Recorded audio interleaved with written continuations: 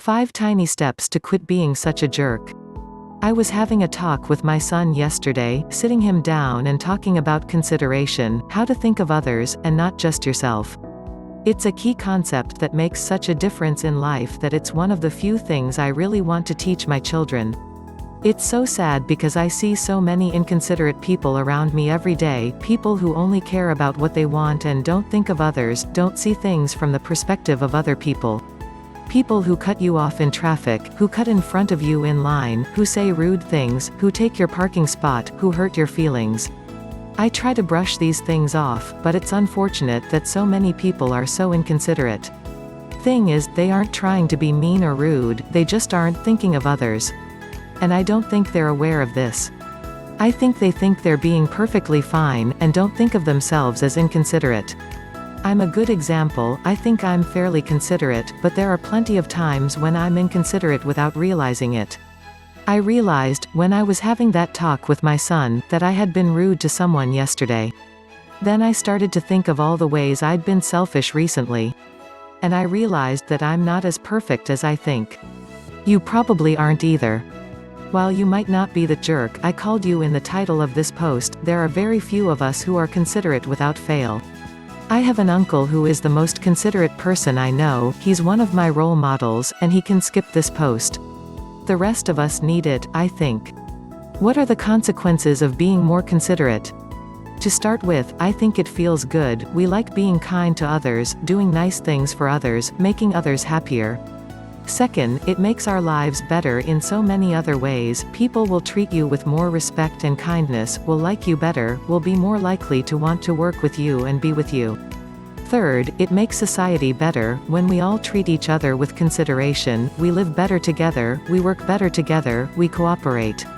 Sure, there will always be jerks, but if we can make them a minority, society will be better overall.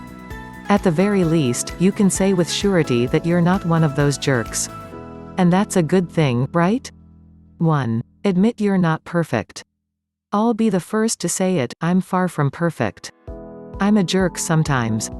I'm inconsiderate and selfish sometimes. And I don't usually realize it until later. If you think you're not a jerk, at least admit that you are inconsiderate at times. Try to recall those times. Think of how you could have acted differently. This is the first step, and it's an important one. 2. Place yourself in the shoes of others. This is the key to consideration, to consider the feelings and needs and wants of others, to see things from their perspective. Try to think of what others are going through, what you'd want if you were in their situation. This isn't always easy, but it gets easier with practice.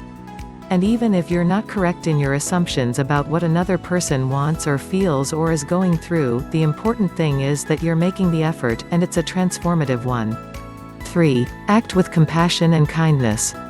If someone else is suffering, even a little, try to ease their suffering in some way. Treat others with kindness, respect, love. Do it in little ways, a smile, a kind word, a thank you, a hug, doing something to ease their burden, going out of your way to be courteous, holding open a door, letting another person in front of you in traffic. Little tiny acts will make a huge difference. 4. Practice, practice. Old habits die hard, especially ones like this where we rarely think about it. Keep it in the forefront of your consciousness by making every interaction with another person a chance to practice being considerate. Every time you talk to someone, email someone, see someone on the street, make this an opportunity to practice consideration. Practice, and practice some more. That's the only way you get good at anything. 5. Do 5 little things. As a way to practice, make it a goal to do 5 little things each day that are kind and considerate. It doesn't matter what those things are: cooking something for a family member, tidying up a bit, sending a nice thank you email to a coworker, lending a hand to a friend, being there to listen to someone's problems. I'm sure you could think of 1,000 little things. Do this every day, and you'll soon be a pro.